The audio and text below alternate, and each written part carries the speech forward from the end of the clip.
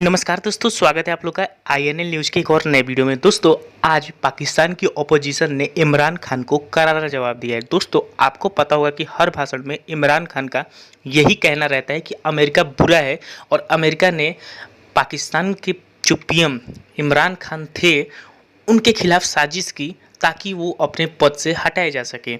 तो इमरान खान का यही कहना है कि इन सब चीज़ों के पीछे अमेरिका का हाथ है और इसके पीछे जो पाकिस्तान की अपोजिशन पार्टी है वो जाके अमेरिका से मिल रही थी और ये जो है ये गद्दार है।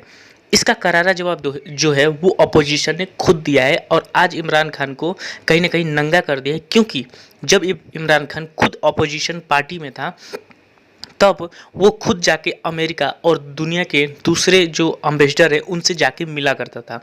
तो पाकिस्तान के अपोजिशन पार्टियों का ये कहना है कि जब अगर उस समय इमरान खान सही करते थे तो आज हम गलत क्यों कर रहे हैं, और ये हक सबको होता है कि जो एम्बेसडर हैं उनसे जो पाकिस्तान की किसी भी देश की अपोजिशन पार्टी होती है वो जाके वहाँ उनसे मिलती है और ये हर जगह पे होता है। लेकिन इमरान खान को ऐसा इसलिए लग रहा है क्योंकि वो जानते हैं कि अब उनके पास कोई भी मुद्दा नहीं है जिसके साथ वो आगे आने वाले दिनों में इलेक्शन जीत सके, और इसीलिए ये जो मुद्दा है वो इसको बना रहे हैं। तो चलिए वीडियो में आगे बढ़ते हैं, देखते हैं कि अपोजिशन पार्टी ने और इन सब चीज़ों के बारे में क्या कहा है। मगर इस वक्त इशू ये है कि आइन को तोड़ा गया है, आइन को पामाल किया गया है।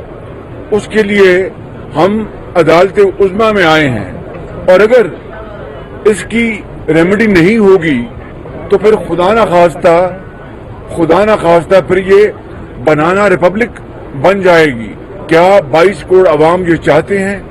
और इससे बढ़कर 192 जो ऑनरेबल मेंबर्स हैं इस ऐवान के, जिनमें मैं भी नाचीज शामिल हूं, आर्टिकल 5 के हवाले से डिप्टी स्पीकर ने और हुकूमत के जो वजीर हैं उन्होंने हमें यानी गद्दार उस हवाले से करार दिया है।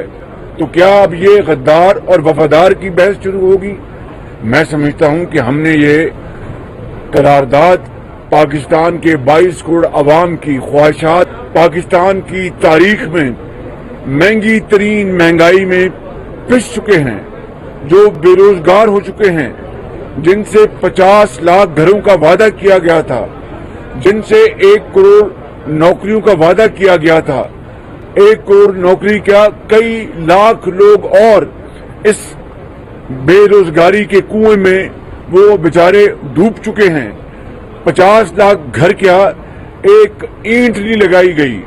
और पाकिस्तान के अंदर इस वक्त गुर्बत और बेरोजगारी और अस्पतालों में गरीब आदमी और बेवा का इलाज नामुमकिन बना दिया गया है।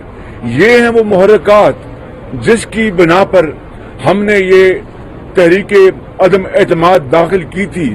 मैंने अपनी जात के लिए नहीं, या मुसद्दा ऑपोजिशन के अकाबरीन ने अपनी जात के लिए नहीं।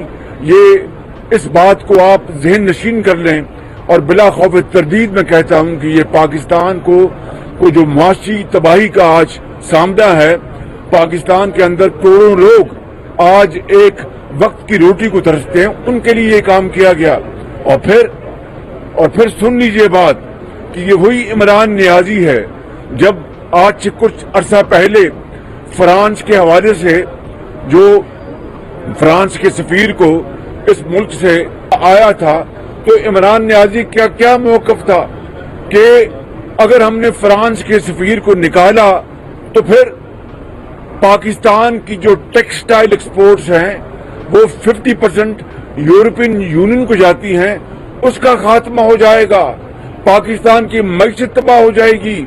हमने अगर ये काम किया तो फिर पाकिस्तान के अंदर महंगाई का तूफान आएगा, इसलिए हमें ये काम नहीं करना चाहिए, यूरोपियन यूनियन हमसे नाराज हो जाएगी। ये मैं नहीं कह रहा, इमरान नियाजी रिकॉर्ड पे कहते हैं। और आज 6 मार्च को 2022 को अपनी जात के लिए पाकिस्तान की जात को कुर्बान कर दिया और ये यूरोपियन यूनियन के ऊपर हमलावर हो गए कि यूरोपियन यूनियन कौन होता है मुझे बात करने वाला। क्या फिर आप टेक्सटाइल की एक्सपोर्ट्स भूल गए, पाकिस्तान के मफाद को भूल गए, पाकिस्तान की जो आप महंगाई की बात करते थे उसको भूल गए? रुपए और डॉलर की जो इक्विटी है उसको भूल गए। ये वो इमरान खान है जब अपनी जात की बात आती है तो हर चीज को वो कुर्बान करने के लिए तैयार होता है। और आखिरी बात मैं ये कहना चाहता हूं कि हम मुतालबा करते हैं जो नेशनल सिक्योरिटी काउंसिल की जो बात बार बार इमरान न्याजी द्रोह गोई और झूठ की बिना पर जो बातें और इल्जाम तराशी, तो इसकी सृष्टि में है, इसके खून में है कि दिन रात झूठ बोलो। लेकिन चूंकि आज पूरी कौम के सामने इस इमरान न्याजी ने पार्लियामान के 197 मेंबर्स को गद्दार करार दिलवाया है डिप्टी स्पीकर की रूलिंग के जरिए, तो मैं आज मुतालबा करूंगा जनरल बाजवा से जो चीफ ऑफ आर्मी स्टाफ है, मैं आज मुतालबा करूंगा DGISI से जो नेशनल सिक्योरिटी काउंसिल के मेंबर हैं कि अगर खुदा ना खास्ता हमने गद्दारी की है तो फिर ये सबूत कौम के सामने ले आए और बात सुनने प्लीज जरा, और अदालत उज़्मा के सामने ये इल्जाम ये सबूत ले आए।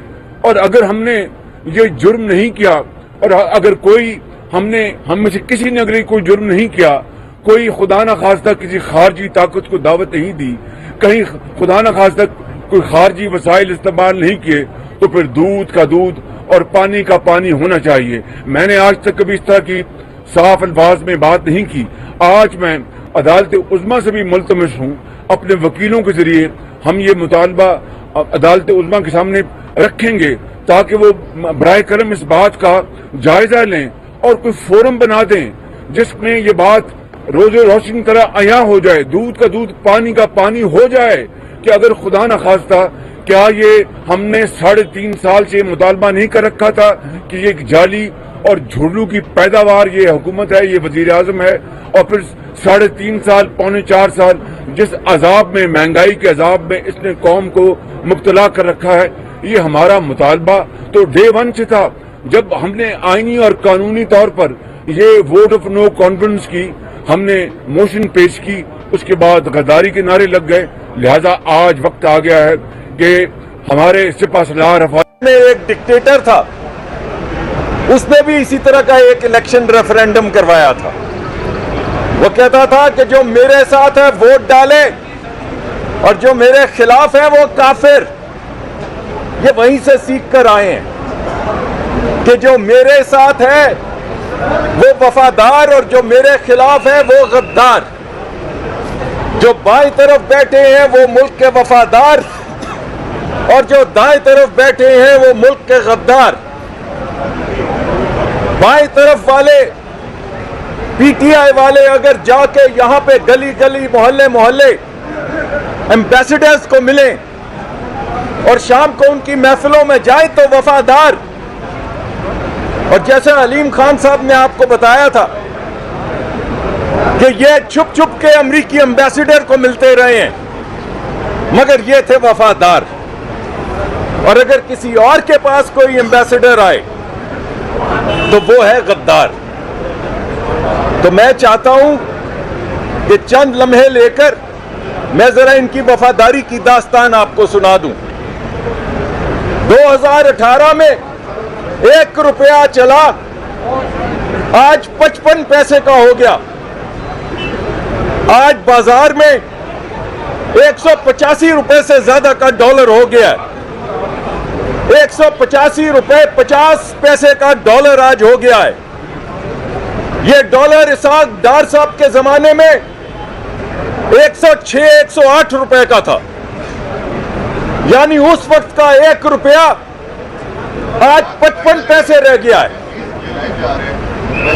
यानी जो ये वफादार गुजरा कहते थे कि भाई 2 रोटियां क्यों खानी है, 1 रोटी खाओ, वो उन्होंने साबित कर दी। 1 रुपए को आधा कर दिया, 2 रोटी को 1 रोटी कर दी। चीनी को 1 कप चीनी को 1 पाव चीनी को आधा पाव चीनी कर दिया। अब आपको समझ आई है कि इन वफादारों ने आपके साथ क्या किया। अभी एक दोस्त पीटीआई के मेरा मजाक उड़ा रहे थे और तुम्हें बड़ा यार गरीबों का ख्याल है।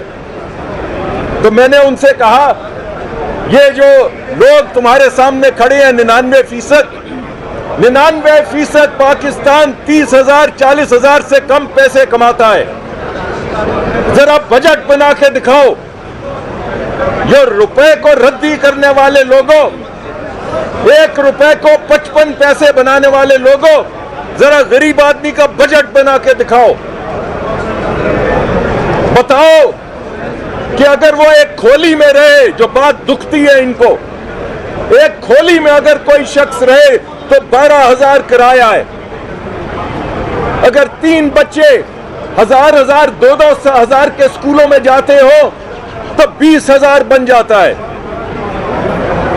और गर्मियां आ गई है ना, तो 6,000 जब बिल देना पड़ेगा बिजली का गरीब आदमी को, तो 26,000 हो गया। और ये जो पेट्रोल की कीमतें बढ़ा रहे थे, अगर उसने मोटरसाइकिल में भी तेल डालना हो तो 30,000 हो गया। और उसने एक वक्त का खाना नहीं रखा अपने बच्चों के लिए, एक वक्त का खाना नहीं वो लेकर आया, ना मां की दवा लाया, ना बाप से दुआ ली, ना एक वक्त का खाना खाया। तो वो गरीब आदमी किधर जाए? और ये महाराज स्टेट बैंक का गवर्नर लेकर आए हैं, जिसने 1 रुपए को 50-55 पैसे का कर दिया, जिसने 2 रोटी को 1 रोटी कर दिया। अपने बच्चों के मुंह से 1 रोटी छीन के दिखाओ तो मैं तुम्हें मानूं। खुद तो 300 किनाल के घर में रहते हो। 300 किनाल के घर में रहने वाला, 300 किनाल के अंदर अगर आपने माली रखने हो तो आपको 10 चाहिए। और 10 माली अगर 25,000 पे आप रखे तो 2.5 लाख के आपको माली चाहिए।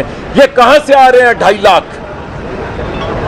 तो ये गैरतमंद गयूर जो कहते थे कि हम चाहते हैं कि सब लोग इज्जत से रहें, ये नया पाकिस्तान है। लोगों के मुंह से नवाले छीनने वालों, ये है खुददारी। जरा उस गरीब मां से पूछो जब तुमने उनकी खुददारी लूटी। और हमें ताने देते हो कि हम गरीब आदमी की बात करते हैं। ये 1 रुपया जो 55 पैसे का हुआ, तो मुझे बताओ इसमें से फरा कितने पैसे लेके निकली है यहां से? 10 पैसे, 20 पैसे, 25 पैसे। और अगर चोरी नहीं की तो भागी क्यों? अगर